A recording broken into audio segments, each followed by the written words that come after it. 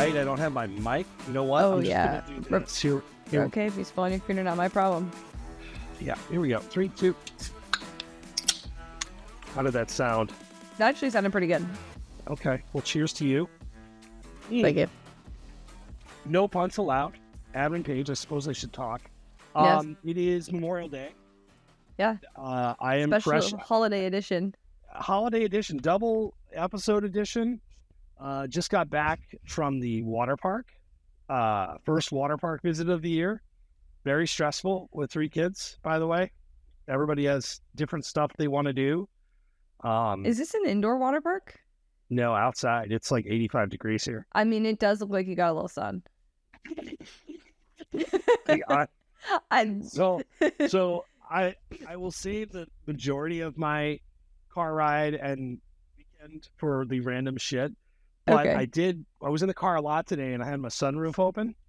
And I think that escalated fast. Like I didn't really Think it all the way through. shining and it felt pretty good.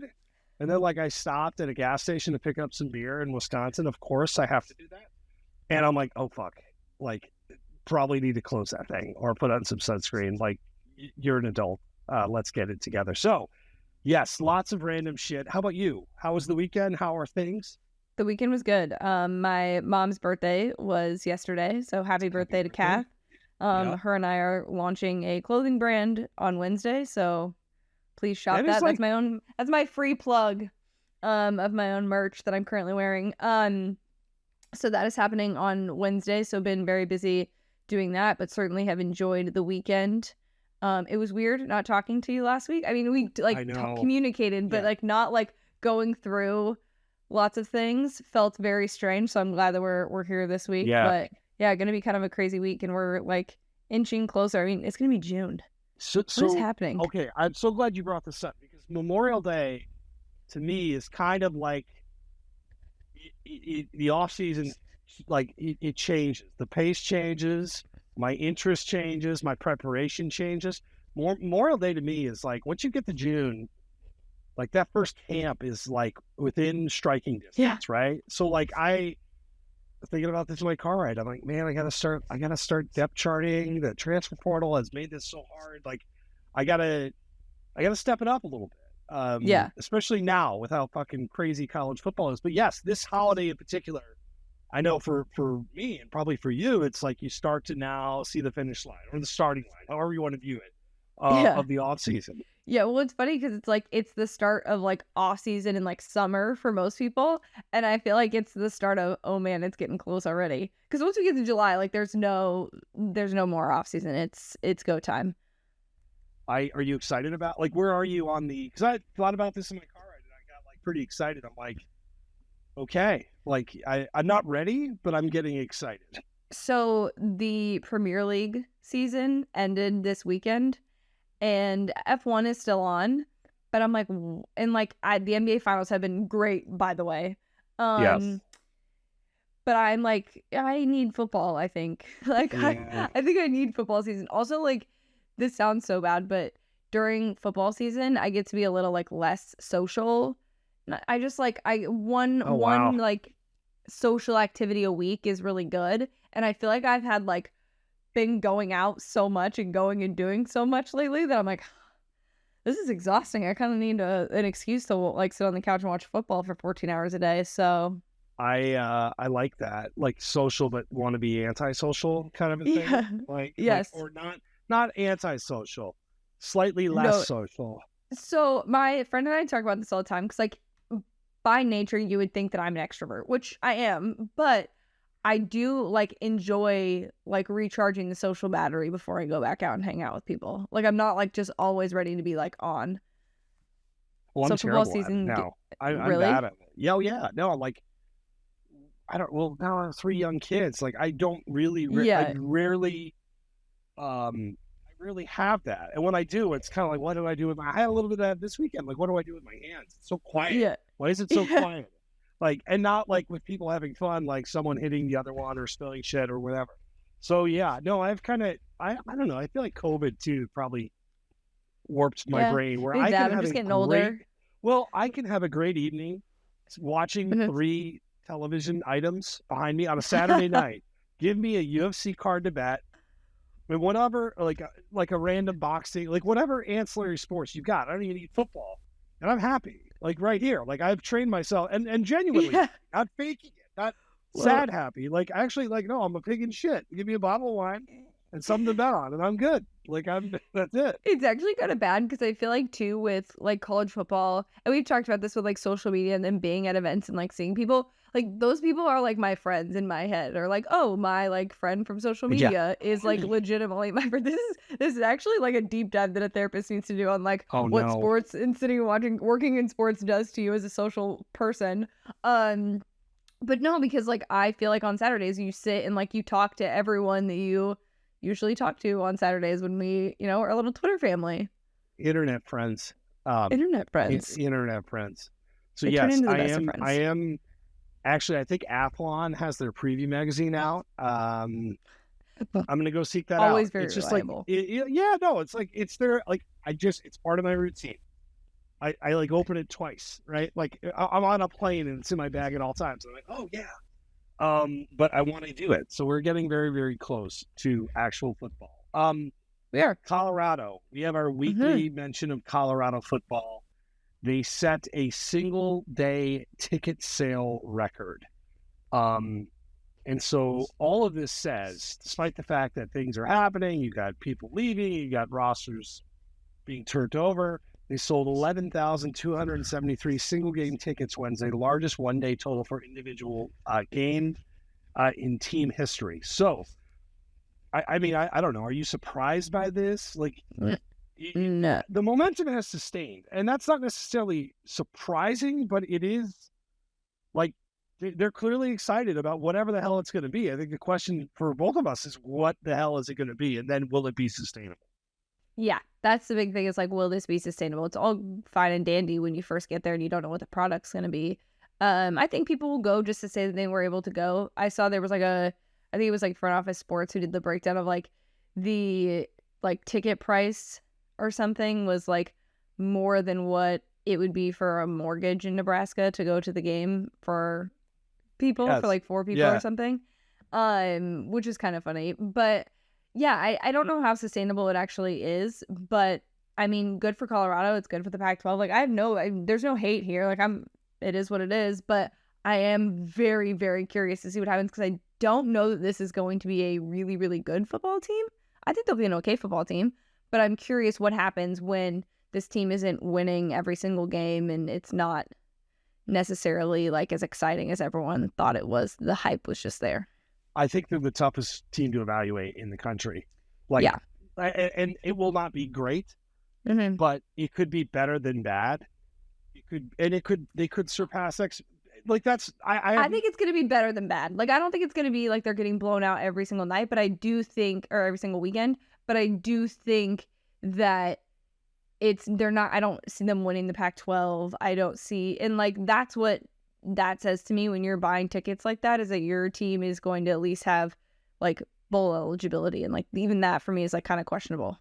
I think making a bowl game would be, I'm glad you said that, because that's where I was in my head, like an enormous success. Yeah, to me that's a good season. That's like coach of the year stuff, right? Like, well, like we saw that with Kansas, right? Yeah, and we should treat them how we treated Kansas this year. Now they won't be, because Kansas, when they're, what were they, 5-0, 6-0? It was like the story of college football.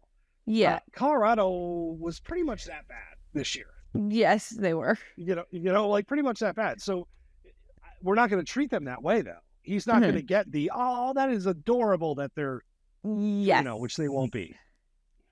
I'm just curious to see how the media handles it, because I feel like you just don't know. Like there's so much criticism around, like even if like Alabama, they don't make the college football playoff, down year, bad year, is a dynasty over? We hear these conversations, but like what's the expectation for Deion? Like what actual expectations do we have of this team? And like I think it's great to bring up the numbers about like record like ticket sales, but I'm curious, like what are people actually thinking this is gonna benefit long term instead of just like the hype of right now? That's always kind of been my question about him in general, is like bringing him in as a coach. Like, to be fair, like this is, I mean, they're getting a great amount of talent. There's no question about Yeah, it that their roster is talented, but there are also so many other things that have to go right for this to be a successful football team. And I think like that's the part that we're like not we, but like people in general might be overlooking how difficult it is to just come in, turn a football program around in a year.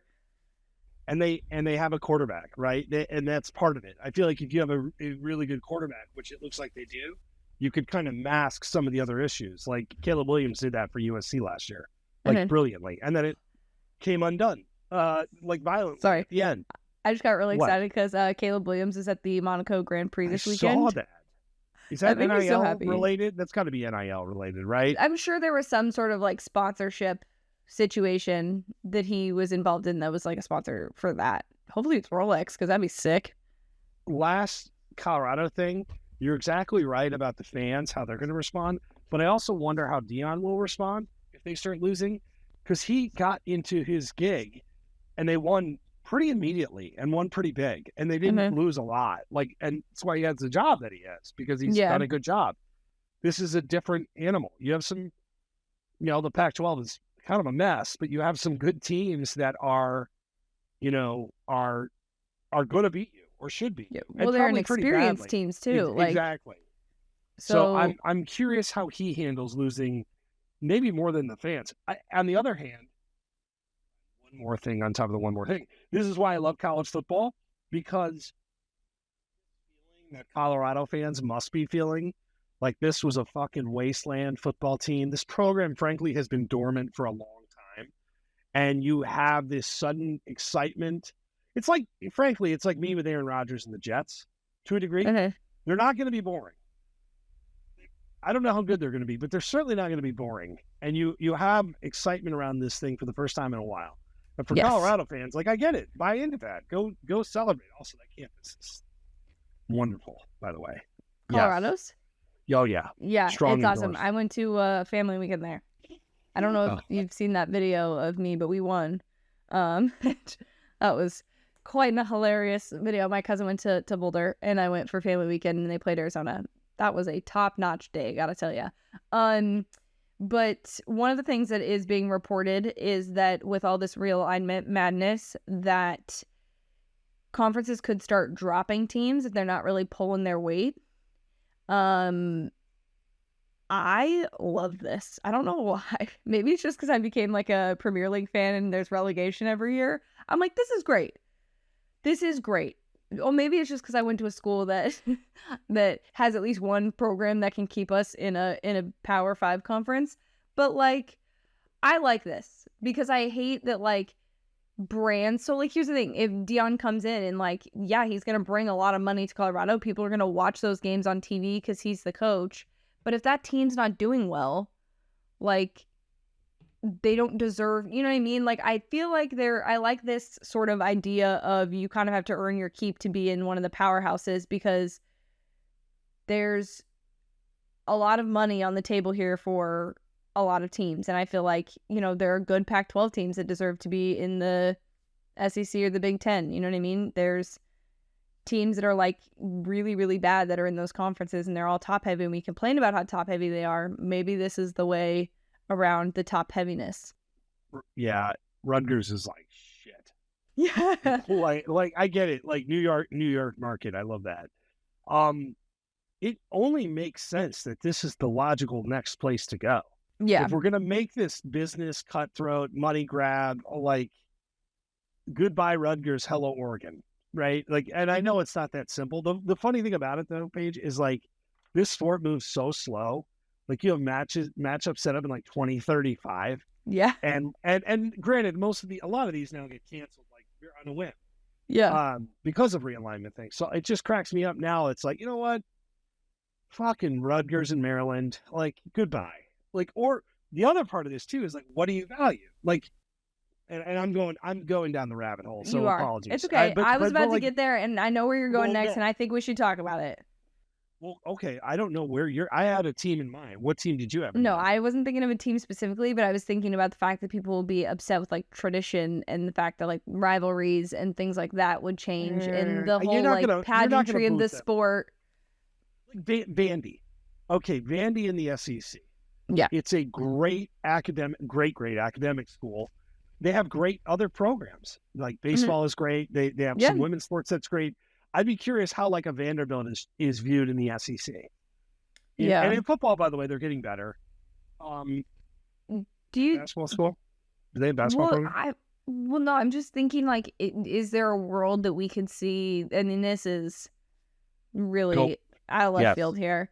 Where we see like different conferences for different levels of sports. So like it kind of be like a tier thing based on like how good each of like your programs is. So like, I mean, Notre Dame is like an independent football school, but is part of the ACC for basketball and other sports. So like, is there a world where like you have like the top tier football teams and like the It's like UConn. like you know what I mean? Like you just, I don't know. I mean, that would be so complicated, and I would hate to be the person that would have to figure that out. But like, if we're getting to that level, like maybe this is something that we see it kind of split up and divided by sport. If you're Ohio State or if you're Georgia, you're gonna look at splitting these payouts, right, and be like, Jesus Christ, Nebraska, get it together. Like, come on.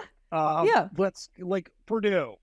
Come on. Like, pull your weight. Now Purdue in basketball, like, and this is where I'll show my like this is where I'll get reckless.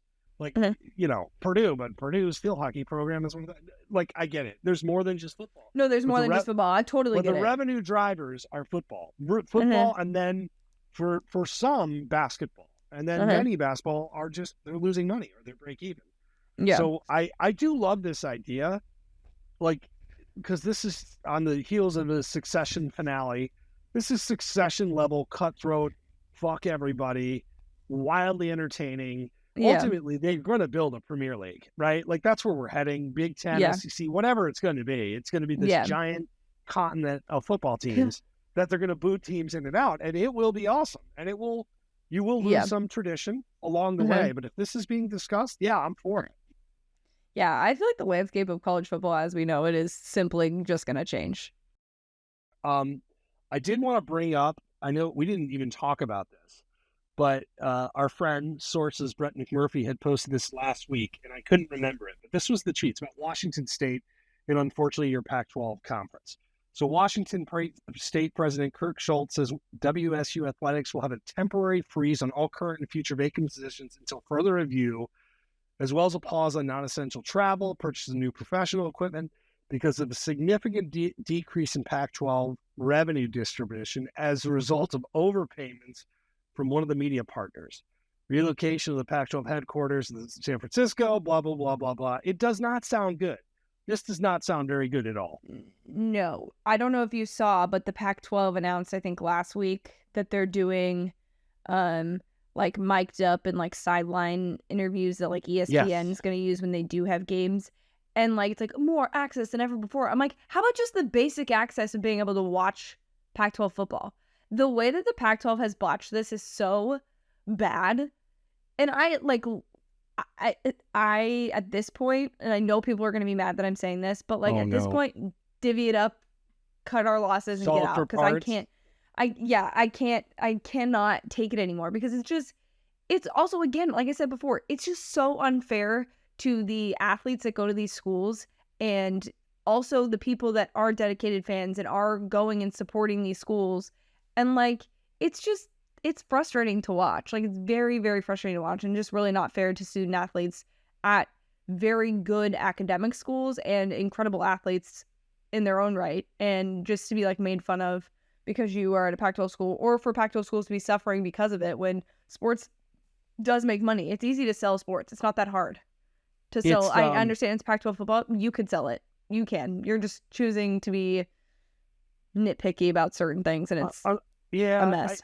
I feel like this has been like a decade in the making, unfortunately. Yes. And it wasn't just current regime, but the Pac-12 network deal was horrible, and the access was so limited. It was past regime that drove it into the ground.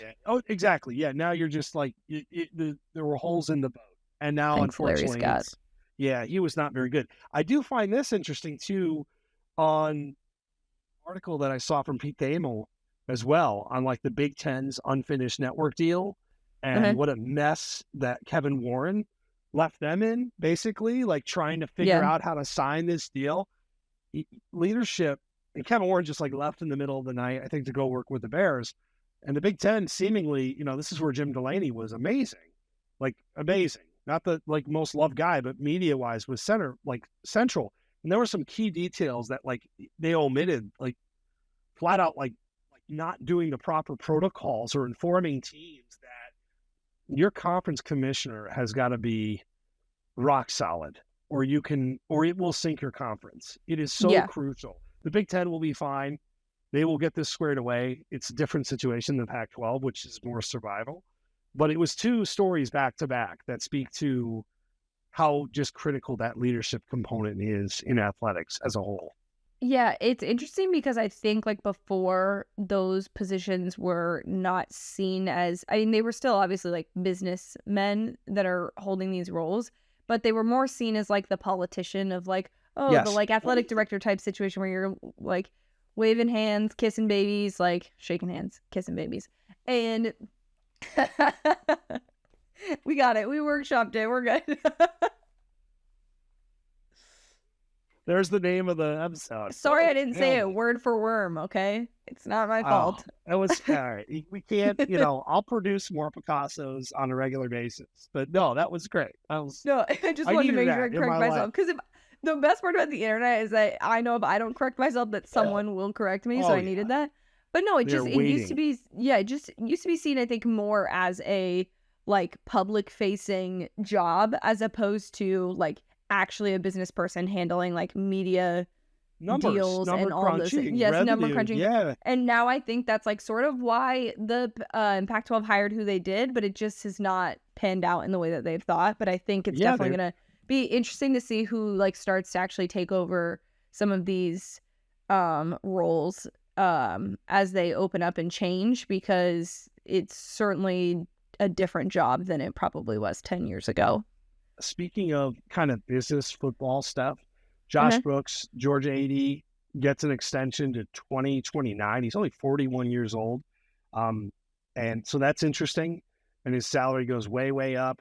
The other part of this that I found fascinating, so they're basically approving the budget for 2024. And for the fiscal year, it went from $162 million to $175 million. So it's an 8% increase.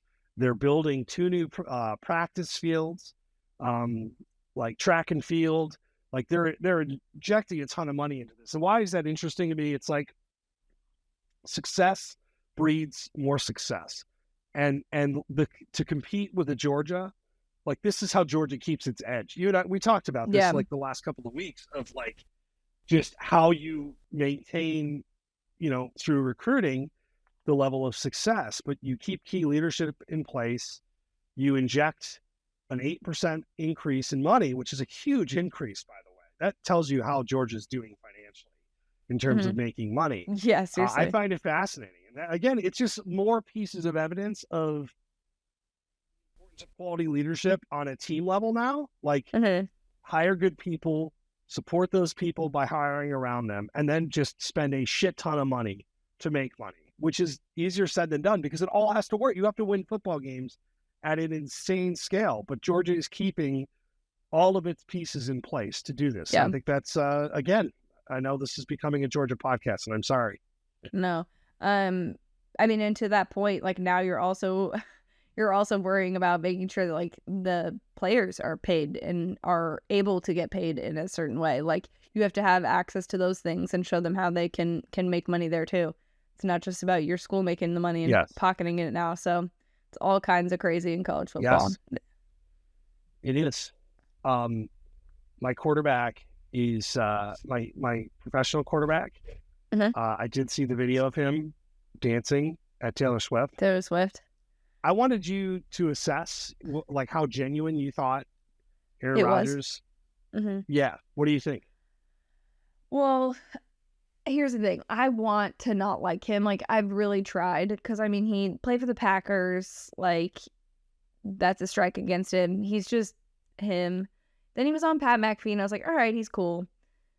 Then he just says dumb things. I'm like, okay. The whole, like, is he going to the Jets thing and, like, announcing it and then, like, it not happening for a while kind of annoyed me.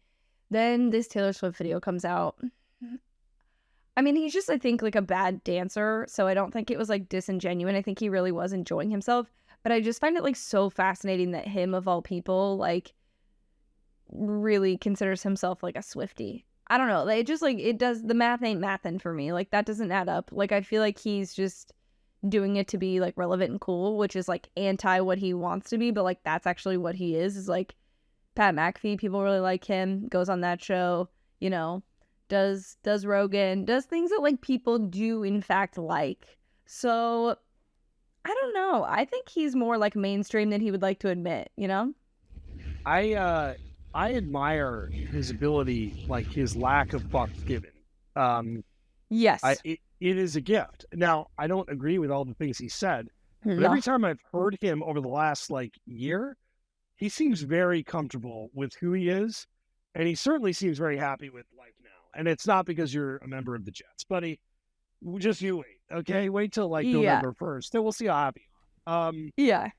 But he does seem to be like, I don't know. I heard an interview with him last week, like just randomly in the car, and heard an interview with him, and I do appreciate like his answers are thoughtful, Yeah. and deep, and sometimes kind of weird. But I like that because at the very least, he does give a shit when he's answering these questions to a level that I don't think you see most like 19 or whatever he is year vets Yeah. actually do. And I don't know what that is, but I am, and of course I am fucking biased, inherently biased now as a So Jets fan. I will say he does care when he gives answers if he cares about the person asking them. Like there are people that he's just gonna scoff at and be kind of a jerk Yeah. to. And like that's why it's interesting to me is like he is thoughtful that way when he's not giving medical advice to the world. But it's just very interesting to me that like this Taylor Swift is like kind of more of like a mainstream thing. Like it's like more people like Taylor Swift than they don't. So it's just weird that he's like in on this bandwagon, and like it's not like he like didn't know people were gonna record him dancing. So I think it was interesting. But also the Jets account on TikTok was telling people to like comment what section they were sitting in for Taylor Swift, and like they would go to it and like show them the view, which is like very important to Taylor Swift fans before they get there. So they were going into like the empty stadium and like sitting in people's seats, which I thought was great. But now like a bunch of other NFL teams are starting to do that with like the stadiums that they're in. And like every pro NFL team's TikTok is like, what's your favorite Taylor Swift song, when like Taylor Swift's coming into that. And I just think it's really funny that like my two worlds are colliding, that you can enjoy Taylor Swift TikTok. And Taylor Swift a little bit of NFL in there too. I like that the Jets did something positive. Like all of these vibes. Their social media is amazing. Their social media is very good. Did you know that most NFL social media accounts are run by women? Majority of them are. See, I did not know. And it's like, but the tone is very good. You're right. Like it does it is very good at it, because there's a sarcastic, witty, like, and that is not an easy job. Like I make this is a fun sidebar. Like when you get your ass kicked, it's one of my favorite things. When the NCAA basketball season starts, this is one of my favorite things. And like Kentucky will lose to Stony Brook or something, right? Like 54-51. And you'll have the social media team just post the final score, and you just read the comments, and it is just the nastiest place on earth, right? It is. But it is like my favorite thing. You post the score, and I just imagine being that group, like, graphic. All right. And this is what you do for a living, largely, right? Not necessarily the social media around it. Okay. It's graphic ready. Yeah, we lost 54-51. All right. All right. Are we going to post it? Good. Okay. Everyone close their computers. We're going to the bar. Fucking we're just leave it. Don't just read any of it. this. Yeah. Oh, it's a dark place when things aren't going well. But yeah, it's fun. The content is good. So Aaron Rodgers, it feels almost too good right now, Paige. Like with the Jets, it does. He's gonna do something to bring him back down, but it was hard for me to hate on the fact that he was like just thriving. I also get so funny because I think the like content was like, or the caption was like, Aaron Rodgers like loses himself in the moment at and I'm like, he also like lost himself in a dark cave to figure out what he needed to do. Like, I don't know, it's just weird. Can you imagine in the dark cave? He was like, actually, I wasn't just in the dark cave. I was in the dark cave and all I did was play Taylor Swift and just sat there and worked through my emotions. That's actually not a bad idea. Like, if you're working through something, I don't know if you've watched Dark the TV cave. show Shrinking yet, but he talks about like playing a really sad song for 15 minutes and just like crying it out or whatever. That was probably what Aaron Rodgers was doing in that. And it led him to the Jets. So look at that. There is a lot of New York mention in her stuff. So that makes sense now. It dawned on me that Aaron Rodgers and I are like similar age. I think he's a little older You than are? I am. Yeah, he's what, 39? I mean this as a compliment. Like, you look a lot younger than he does. Well, thank you so much. You're welcome. It's a little scary though when he's like, "Oh, I'm not running like I used to," and I'm like, buddy, I'm there. I just picked up my son from the swing set, and like I'm out for the week. Careful, LeBron, you need a sensitive back. Yeah, you know. LeBron, on the other hand, is literally a month older than I am, and that floors me. Fucking floors me because To be do fair, what he though, does, it's like LeBron James. He's like the most freak athlete of like no, and your he's spending generation. millions of dollars on his body. Like, Yeah. I'm in awe of that though, because I literally will pick my kids up for a neck ride to take them up the stairs to the bath, and like afterwards I'll put them down and be like, "Fuck, that hurt." Fucking like no more of that. Like, so LeBron and I, we share almost a birthday, but after that it diverges. I want to add one more college football thing. A couple of these things we're going to do. I want to put like a test. I read this on ESPN. I forgot to throw it on our doc, Okay. which was college football future power rankings on offense. This is kind of a neat idea. This is just prime off-season content. Okay. So this is What's what the ESPN concept? does. They rank offenses, not just for next year, but the next 3 seasons. So 2023, 2024, and 2025. Okay. And they rank the teams in power rankings just on offense alone. So I wanted to ask you what you think the ranking next 3 years offenses in college football, what you think the top 5 is, if you could get the top 5. Well, I think USC would be number 1. They are definitively number 1. Okay. Across the board for all years? They only do the one. They do like the 3-year ranking, and they're like, "Here it is, it's USC." And I'm not going to read all the text, but it's Caleb Williams, it's Lincoln Riley, it's blah blah blah. It's everything you would imagine. Okay. So that's number 1. Are these teams that are like good, like in ranked high? Yeah. There's no so it's not like tomfoolery here. This is not a trap. I'm not leading. But I'm curious, like where like TCU, because again, do they view this as a fluke year, or is TCU up there because Sonny Dykes is still their coach? TCU, they are not top 10. Wow. But they're predicting the future too. So this is the other thing. But again, like that offense is going to be efficient. To be clear, this is not my bullshit ranking. That's why I wanted to read it. I just that's why it's confusing. It's like, is it You'll like know number good 2. offenses or offensive efficiency based on like it's their just conferences are in? So I'm sizing this up. A lot of it is reputation. I don't want to say it in coaching. Number 2, I think you would get. Really? Yeah, I think you'll know number 2. Is it Alabama? Alabama is number 4. Let me make sure that's right. Fuck, there's a lot of fucking Ohio words. State? It's 4. Ohio State is 2. Okay. Ohio State, and then so 1 is USC, 2 is Ohio State, 3 is Texas. No, Texas is goddamn words. They're top 10. Georgia. Georgia is 3. Texas Which is funny is because 9. I don't feel like I get that they've had like a lot of offensive weapons, but I just don't. I totally agree. That is the one. So is this just like who's good? Alabama. Who's good?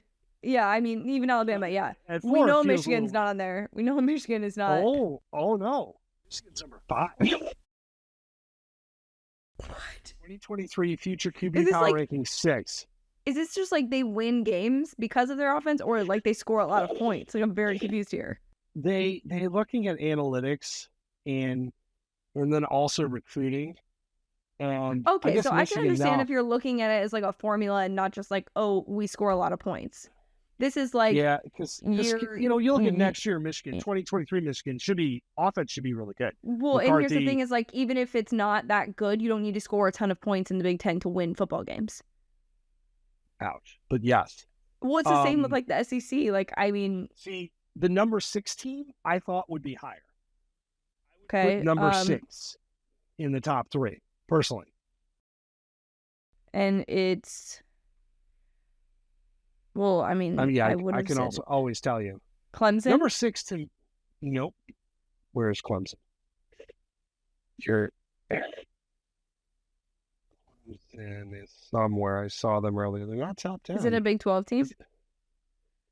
Where the fuck is Clemson? No. It is an SEC team.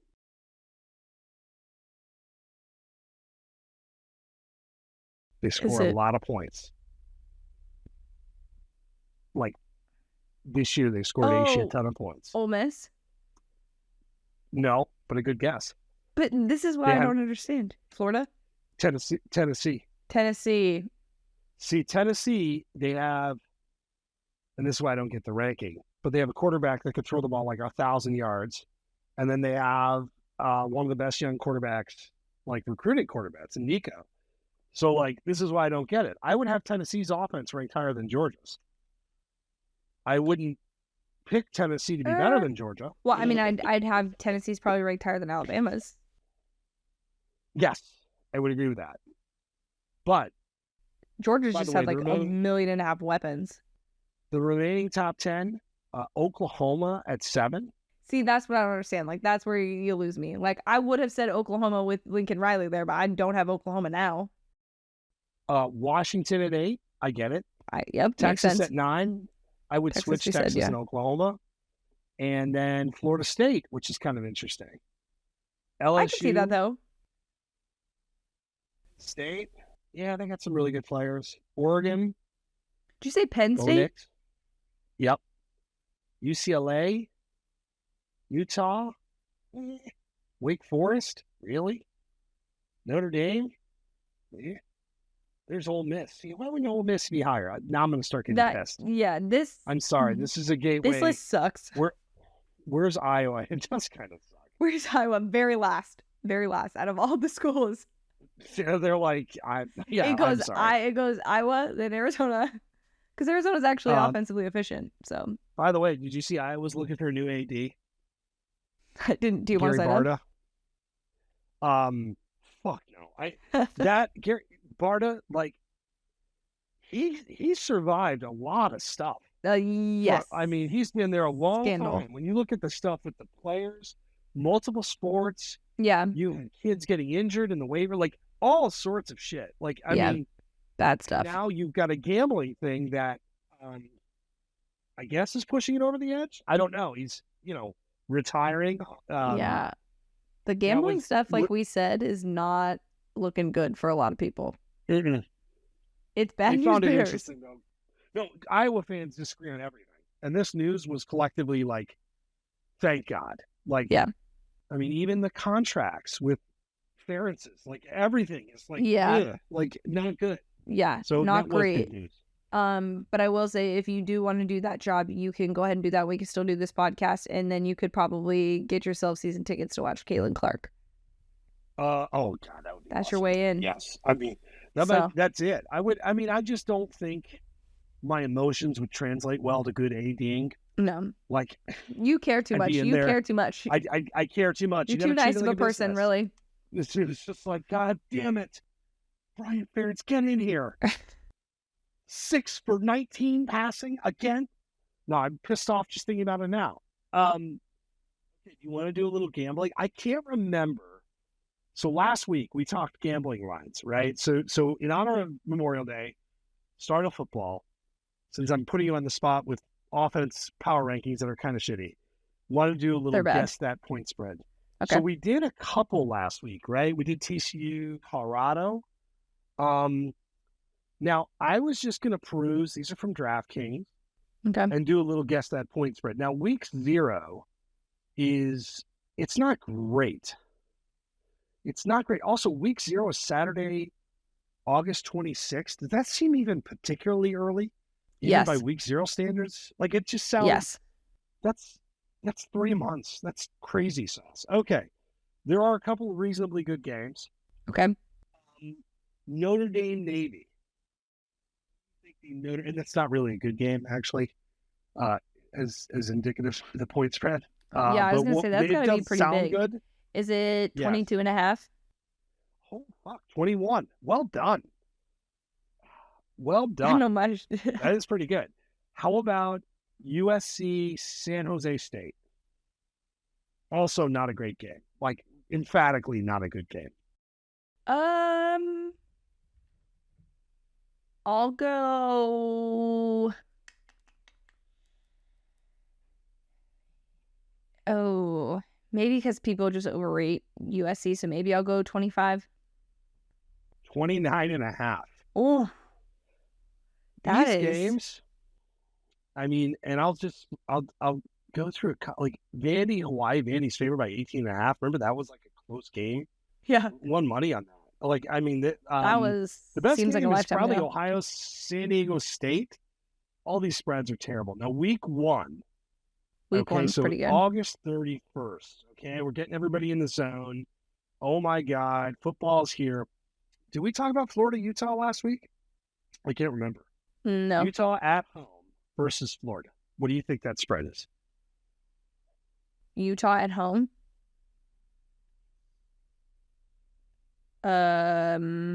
Is Utah favored? They should be. Yes. And okay, I will give you a 14 and a half. This was 9 and a half. Okay. So is Florida going to be bad? I think Florida might be bad. Yeah. I don't think. Yeah. I mean, in my mind, Florida's been bad. So that's me. Florida fans are going to be pissed about that. Bad. Yeah. Well, in Utah, but that's like an awesome home, Thursday night game, by the way. Yes, that is. That is an awesome Thursday night game. The other one, of course, would be popular in the area of my hometown, and specifically my street, Nebraska at Minnesota. There are going to be a lot of beers drank for this game with my friend Jason. So I don't even know who. I mean, Nebraska, I would think might be favored in that game, but Minnesota by a lot.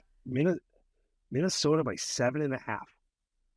I kind of love Nebraska there. Yeah, that doesn't seem. Who the fuck is Minnesota? Yeah. Like, I mean, exactly. Nebraska. But who the fuck's Minnesota first and foremost? Like, I feel like they had a very quiet year last year. Minnesota wins by 15 points. Yeah, made it feel very real.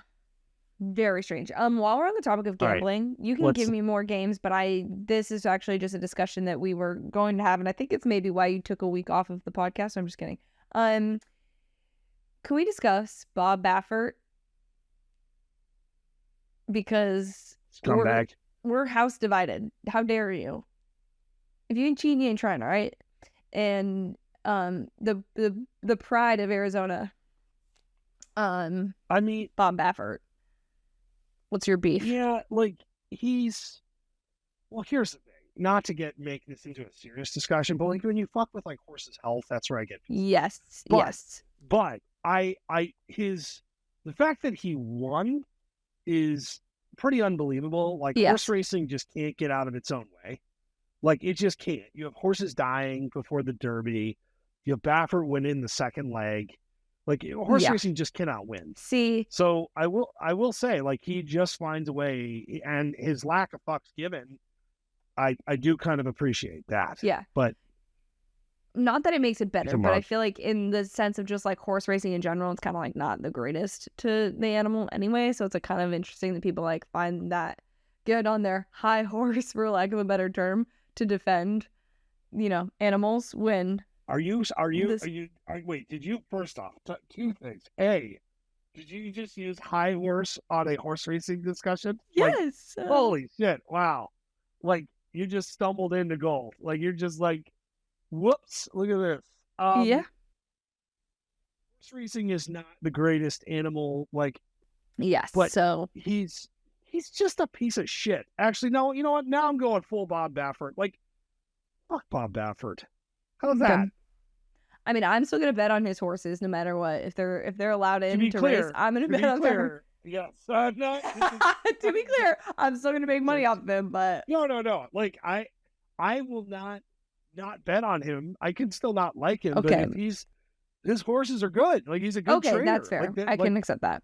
He's good at his job, and I'm not like, oh God, the moment I start like excluding his horses, you're never winning. Like I shouldn't be gambling on sports. Like that's bad. You know me. I'll bet on like it's fine. I bet on lots of teams and players I really don't like.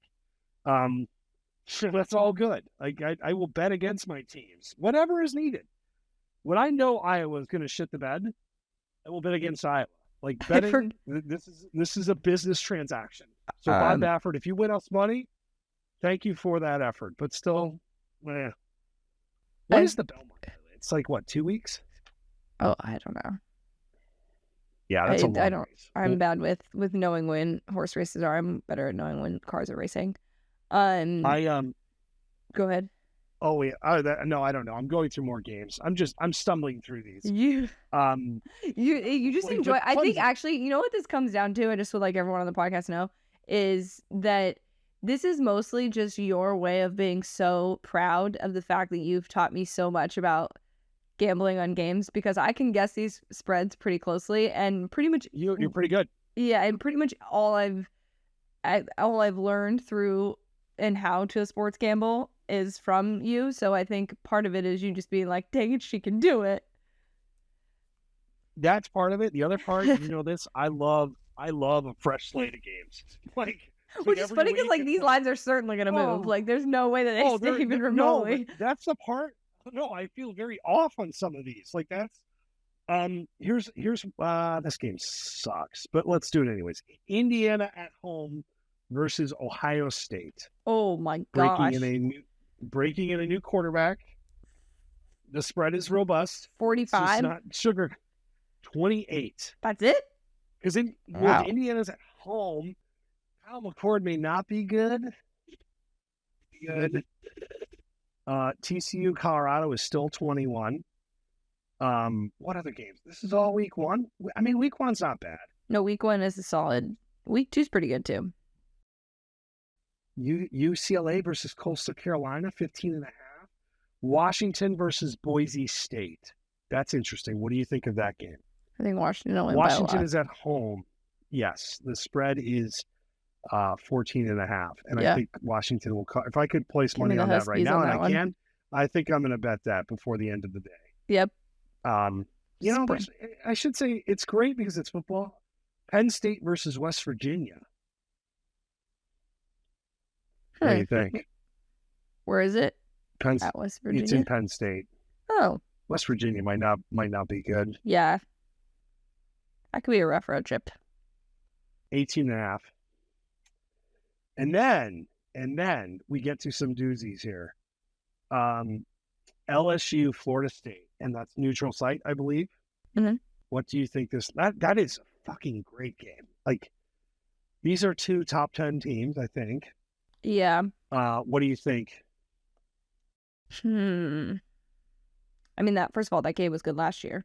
Also just like an emotional roller coaster, really. The game was good last year. What? I'll take Florida State in that one. LSU -2, Florida State +2. I kind of like Florida State as well, by the way. Yeah. I think Florida State's going to be good. Yeah, me too. Dang. The Monday night game is Duke versus Clemson. Clemson -11. I feel like Clemson's going to win that by a lot. That sucks that they scheduled that. Also, is this right? Oregon State and San Jose State play on Sunday at 9:30. Is that correct? That would be awesome. Yeah, it's Labor Day weekend, right? Week 1, Labor Day weekend. So it's. But usually it's just like the one game. I mean, I love a Sunday night fucking nightcap game. That'd be great. Last year, I think they had 2 on Sunday and 2 on Monday. Or 2 on Sunday and 1 on Monday. Yeah. Well, sign me up. Okay. And now, I love doing that. We're going to do that again more times. Just the fucking random pick of weird games. Random shit. Okay. I Let's start because I have observations from a high school graduation party that I wanted to share with you. Okay. So my dad remarried, Uh-huh. and I have a younger brother. I was an only child, but I have a younger brother who just graduated high school this week, right? And it was funny growing up because everybody thought he was like my son, like, and now he's taller than me, so it's not as funny anymore. But still, like it was, but it's cool. It's like a neat thing. So I went to his graduation party. I was hanging out with his friends. I don't spend a lot of time unless I'm at like a high school football game around like legitimate like high school kids. I've got some observations. Okay, first off, great kids, very very polite. Like I've got no, they're very social, very polite. Interactions were very positive. Probably he's a good kid. He hangs out with good kids. I'm sure there's asshole high school cooler kids around the country, whatever. Shitty mustaches though are in, Paige. Shitty mustaches are on. Okay. Like, I'm buying the stock of shitty mustaches. Like shit. Like when I say shitty, I'm just like they've probably been grown for like a week and a half, and they're just not quite sure what they want to be. But there's a mustache there. Okay. Males in short shorts, like John Stockton level biker shorts. Like I have some short golf shorts. They're not like short, but like that's like the thing now. Yeah. Have you heard of the brand Chubbies? Yes, I have heard of Chubbies, but I didn't like. Is this stylistically now the thing to do? Like tan lines and shit being exposed. Like that's the thing. Yeah, it's very much like a trend. I should say, like men are very comfortable with short shorts. Young men. Because why not? Like, I don't mind short shorts. It just was like every fucking kid that walked in was like, there is a white, like a very pale thigh. Yeah. Some thigh looking at me the whole time. Don't care. Just an observation. Good for you, buddy. Live your pale thighed life. Another observation, like ironic t-shirts. Like that's the thing to do now. Like, hey, this high schooler is wearing a Miller Lite shirt. This guy's wearing a fucking Slam magazine shirt of like that's 20 years old. This guy's wearing a hat that seemingly came out of the dumpster. Like I'm very old, Paige. I was at this party. Why do you think I'm getting into the graphics business? Graphic tees and... Well, like, I get it, but like I felt very out of touch. It's just studying attire alone, I felt very out of touch. Yeah, the fashion trends are very interesting. It's always funny because like my brother is 8 years younger than me, so he like has his own like fashion sense, and the guys that like are my age wear like similar things, but it's like slightly tweaked. And like his generation and seeing him grow up, because also like I don't know, maybe it's just our personalities, but we're both like big into like fashion and like dressing up and looking nice and like expressing ourselves through like our clothing. And for him, like making sure he is dressed nice. And I don't know that like my generation of guys was worried. I feel like it was mostly just basketball shorts and a t-shirt and basketball shoes. Like that's how we were too. Okay, so like, I feel like that the fashion thing for men has definitely gotten a lot better, and like young men and Gen Z is definitely moving in the direction of being a little bit more stylish in their own way. Some of it's a little weird. I also loved, and this I did love, and all of it was fun because this is like I love just people watching. But like when girls and guys are interacting at this party, they're not hugging. They're like handshake, bro, hugging. Like, again, I love. Like, there's just a cool vibe to the whole thing. The whole thing. Okay. Like that. Yes. I was explaining to my brother the other day. This is actually a very funny rant. If I were a guy, I would have so much anxiety saying hello to other guys. Because the whole, like, whether you, like, dap and, like, do this, whether you, like, go in for the hug thing, like, I don't understand it. And I already have enough, like, anxiety. Like, I'm always, like a hugger. Like, that's just my thing. But, like, obviously, since COVID, things have changed. So people aren't as, like, touchy. So I always feel rude, like, not touching people, which sounds very inappropriate. But, like, It's strange. It's weird. But I literally was like, Blake, how do you know like if a guy like is coming in, if he's gonna like just like dap you or like give you the like shake It's the or early like a it's the hug? early arm. Yeah. Yeah, Get and the like arm up quick. Get it up exactly. quick. And like, how do you know? And he was like explaining it to me, and I was like, wow, this is a whole thing. Like there needs to be like a breakdown. But like if that were but like guys don't interact like that with me.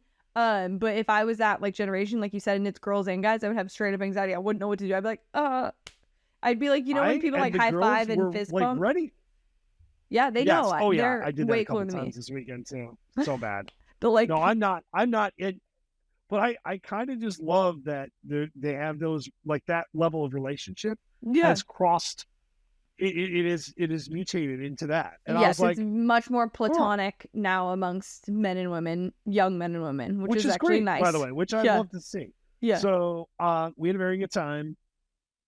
I drank way too much, not the high schooler kids. I was on like policing duty. Oh, nice. My dad had me on like bouncer duty, like if any, and no, everybody is super cool. So basically, what you did was I just drank drink what IPAs they out weren't of a supposed to be Yeti. drinking. Exactly. I was like sitting by the cooler. Also on the way home, so this was in Wisconsin. Mm-hmm. The beer selection, Wisconsin beer. I do have a quick mini rant, and I've maybe done it in the pod before. So New Glarus is like the most popular brewer in Wisconsin. They make Spotted Cow, which you've probably, I don't know, maybe even had. No, But I've not Spotted had it, but I've Cow heard of it. is like the go-to. Okay. Okay, so it is like the Miller Lite of, it's like what you drink first before you get into craft beers. Okay. I had this discussion on Twitter. People love Spotted Cow. It is not New Glarus's finest selection. Okay. It is Moon Man, Fat Squirrel. There's a beer called Totally Naked. It's the name of the beer. It's good. It's good. And then Spotted Cow. It's the name of the beer. I didn't. Which one's your favorite? I probably made that more off Moon Man. So I picked up some Moon Man. You've drank that on the pod. Naked is. Yes, I think I have. So usually around the holidays. But also now, I went into this grocery store. It was like the fucking holy grail of Wisconsin craft beers. I spent an obscene amount of money. And there's a brewer in Kohler. That's where Whistling Straits is, where they do the PGA. Yes. They have this Three Sheeps Brewing. I bought the goddamn store out of this beer. It's so good. So I am set on Wisconsin beers for the foreseeable future. For the summer. But it was fun. Yeah, it was a good time. I'm ready for it, and that would be my random shit. It was a lot.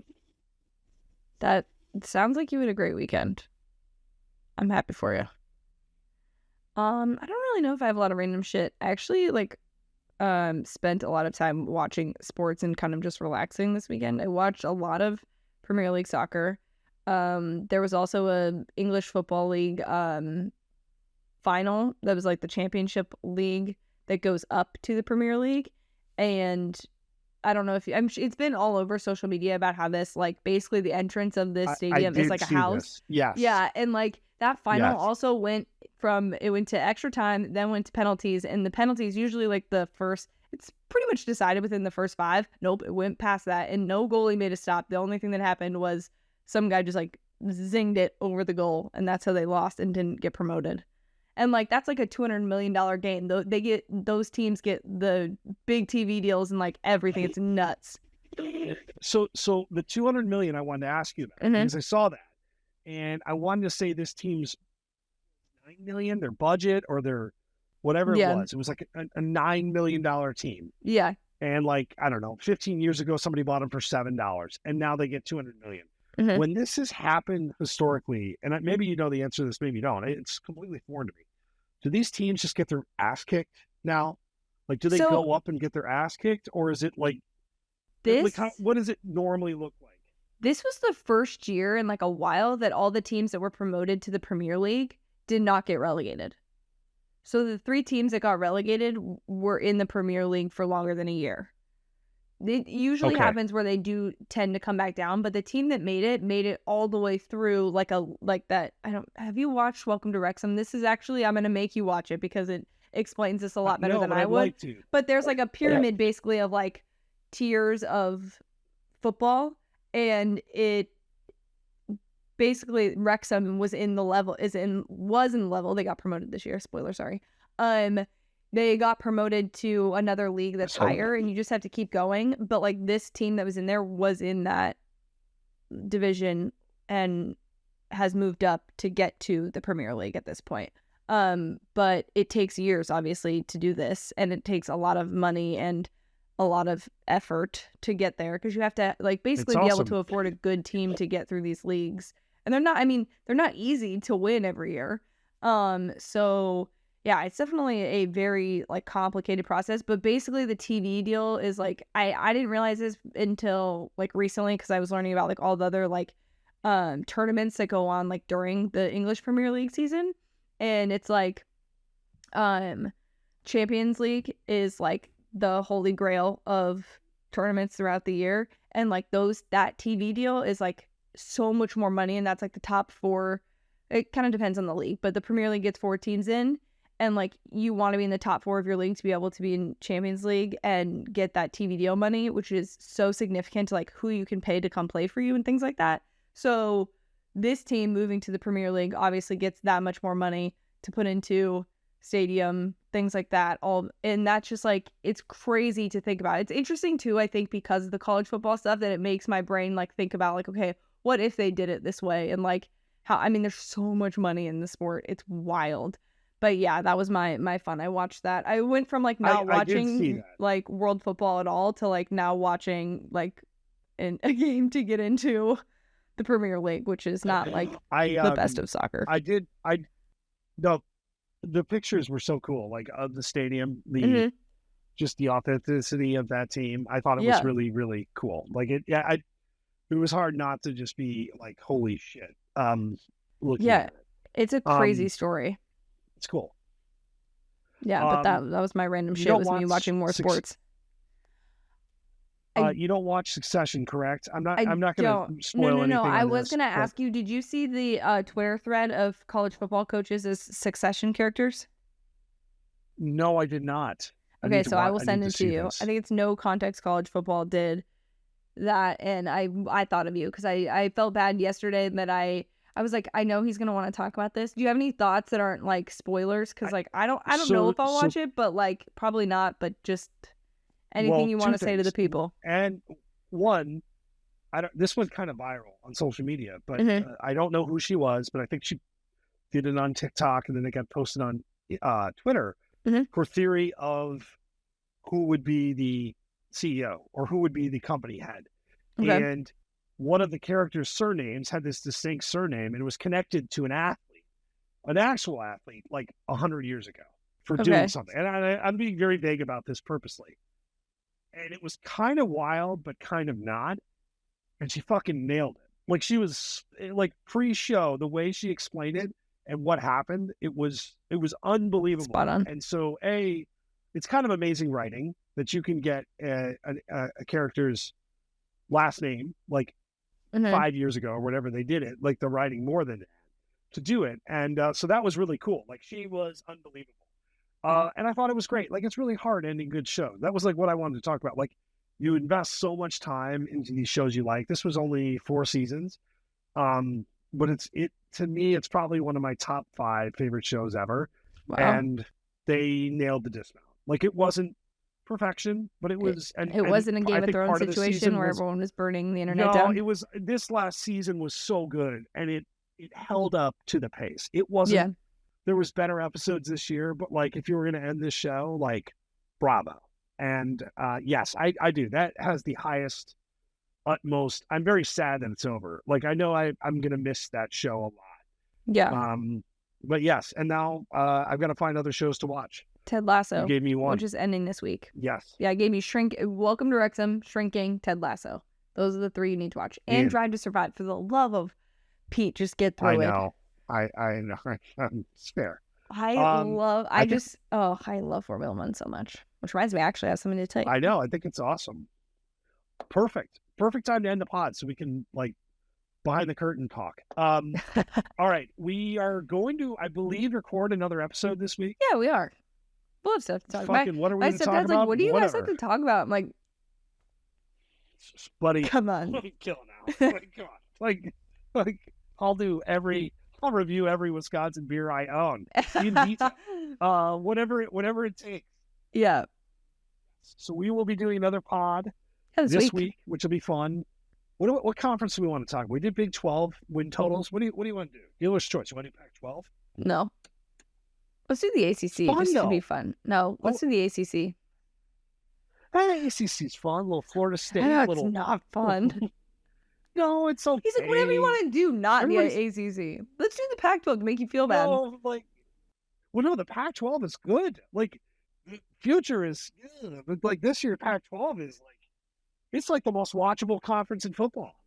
If you just listened to this whole episode audio, great. But please go to the YouTube just to look at that that Kramer just did in the camera. Oh, by the way, how about this shirt? Is it Rammer? This is home Rammer Jammer. So this is the Alabama State. This is the Alabama State bird. Yes. This is my Yellow Hammer shirt. Yes, which is a delicious cocktail, which I'm making this weekend for my son's 4-year-old birthday party, which sounds weird. Perfect way to end the pod. Perfect way to end the pod. Right, yeah, we will talk to you guys later this week. week. See ya. Sounds good. All right. Cheers.